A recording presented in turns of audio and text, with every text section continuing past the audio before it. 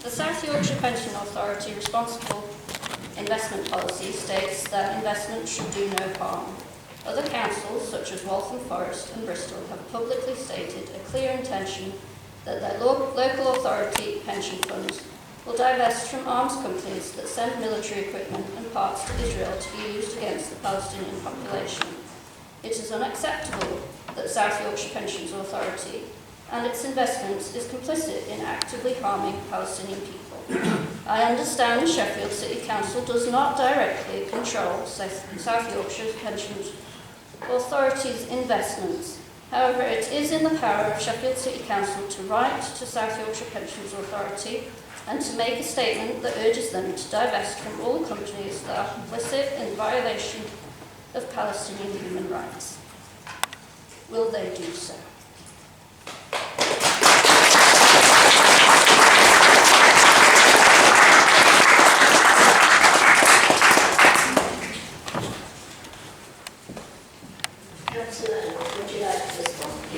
Thank you, Lord Mayor, and thank you for your statement at the start of the meeting about the tragic events that took place this week. As leader of the council, my thoughts are also with the family and loved ones of the workers, the children and pupils at the school, all those affected by this tragic event. Hello, thank you very much for coming today for your question. All councillors will have a chance to vote on the motion that's been tabled for later on in this meeting. So I don't want to prejudge the later vote, but let me say this. I believe that pension investment should always be made responsibly and ethically. South Yorkshire Pensions Authority considers environmental, social and governance issues as part of their investment decision-making processes. And I would encourage all members of the South Yorkshire Pensions Authority, from this council and across South Yorkshire, to continue to use their positions to ensure that pensions investments are made responsibly and ethically. I don't think any of us want to see investments being made in companies that are directly involved in war crimes or breaking international law, wherever in the world they may be accused of doing so. While the council, as you say, does not administer the South Yorkshire Pensions Authority, nor does it have any direct influence over the funds that it does administer, I know that members of the Pensions Authority from this local authority will continue to make the case for ethical investment as they make decisions that are in the best interests of the pension fund and of the pensioners who receive pensions from the pension authority. As I've said previously in this chamber, a new ethical procurement policy for this council is being developed for consideration by the council's Finance and Performance Policy Committee. And all new contracts, once that new policy is in place, will be let according to that.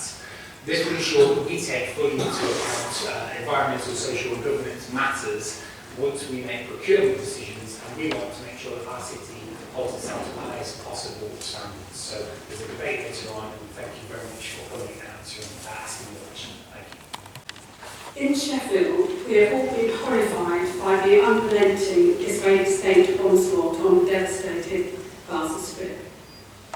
President Trump's shocking call to clear out Gaza echoes far-right Israeli plans to ethnically cleanse Palestinians, to establish Jewish settlements in Gaza and annex the occupied West Bank. How long can any people of conscience accept this contempt for human rights and international law? If we stand for this, what will be the repercussions for us all? Trump has lifted sanctions on violent settlers, and in the immediate aftermath of the 19th of January ceasefire, West Bank villages were set alight by rampaging settlers.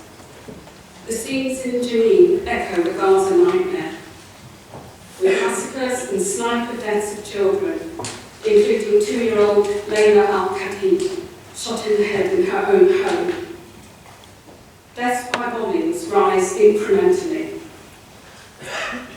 I call on all councillors to reflect on our friendship agreement and demonstrate true solidarity with our friends in Nablus and the West Bank by unanimously supporting the motion. Following the example of other councils in passing divestment motions, we can together put pressure on Israel to respect Palestinian human rights and ultimately achieve a free Palestine. Will the leader of the Council call on all councillors to pass this ethical and important motion?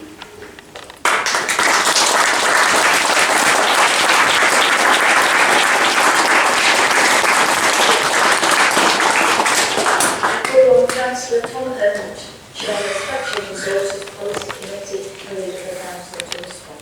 Thank you, Lord Mayor. Thank you, Harry, for coming today and asking your question. Let me address the comments by President Trump head on.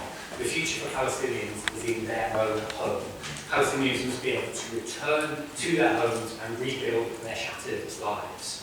The comments that were made overnight by President Trump are completely unacceptable. What is being suggested would amount to the forced displacement and transfer of Palestinian people from their home to other countries. Let's be clear, forced displacement is entirely contrary to international law and human rights. This proposal will lead to more chaos, more violence and more suffering at a time when the region needs peace.